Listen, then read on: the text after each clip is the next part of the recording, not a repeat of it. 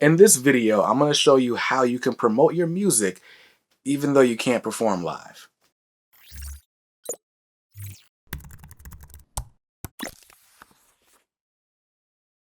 What's up guys, Brandon here from KDMR Music, the channel making you a more successful musician.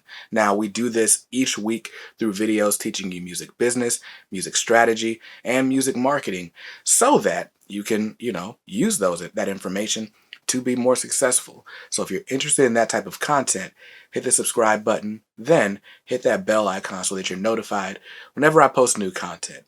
Now, you know, we're in the middle of spring, right? It is March, right? The spring solstice. What is it? April solstice? I don't know. The point is, seasons changing, people are releasing music again, and honestly, we've been in lockdown in the United States for like a year now. And what we were hoping is that by now we would be able to perform live again, and everything would be good. The world would be opened up, but that's just not the case. Now, a while back, I posted a video talking about the top ways to promote your music after it's already been released, right? You've put all the energy into your campaign, the song is out, and what happens for most people is once the song comes out, maybe they promote it for about a week, and then everything falls off. Now, one of the keys to promoting your music, after it's been released, for me, had been live shows, right? Because the whole point of music promotion is creating new conversations about your music.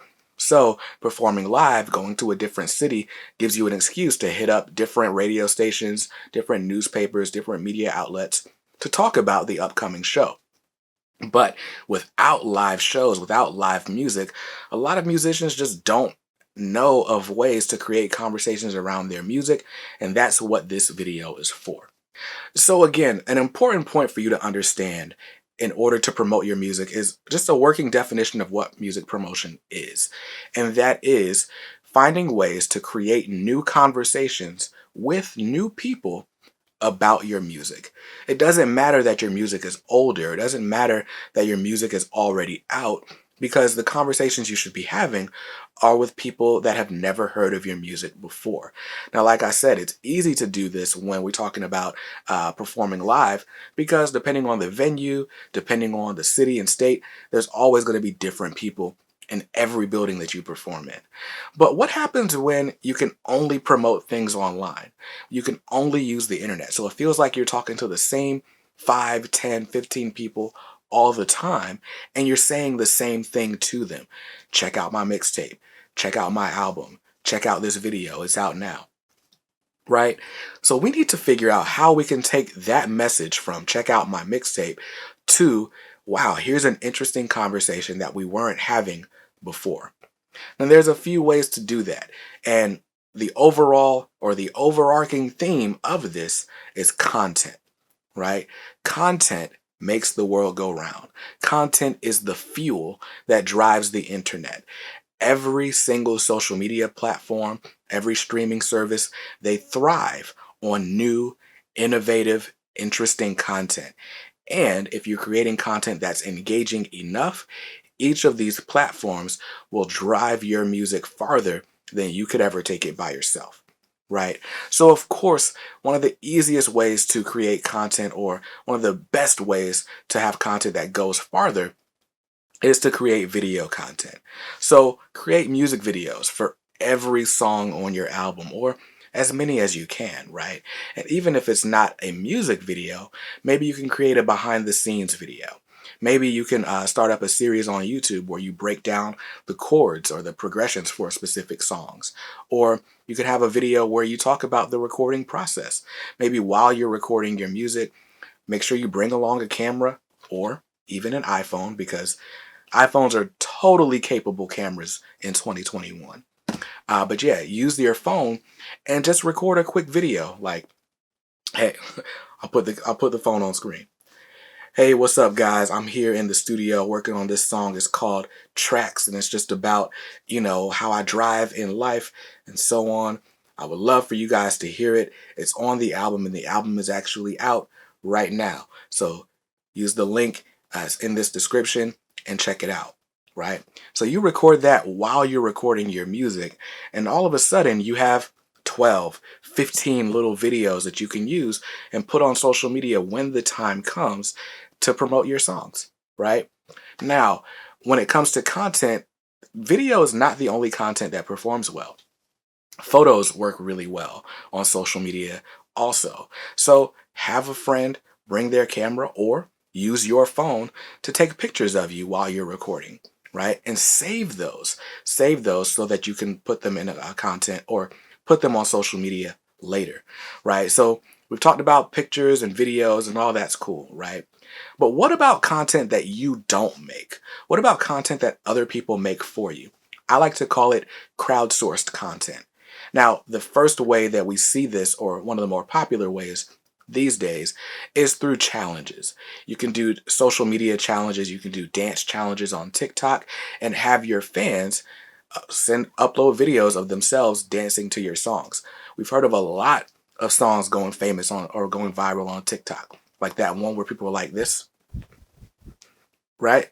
I don't know why it's so popular, but they love doing it, right? So if you have a song that people enjoy using on TikTok, then that can take your video or your music further than you ever could. And it's not you having to, create all the content. It's other people creating new conversations around your music for you.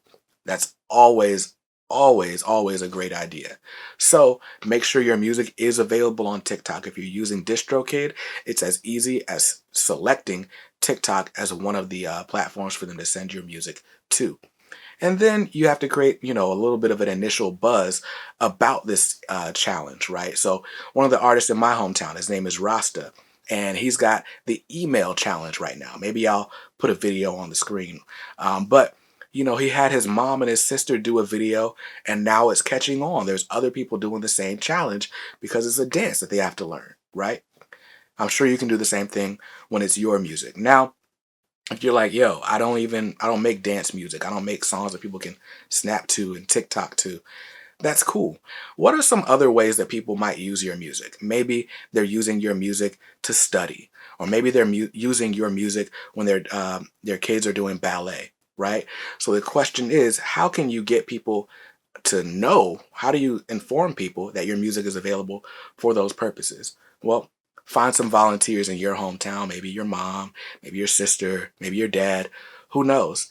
And usually all it takes is one, right? One video to catch on the right way, and you're off to the races, right? Now, what about other content? What about content from official sources, right?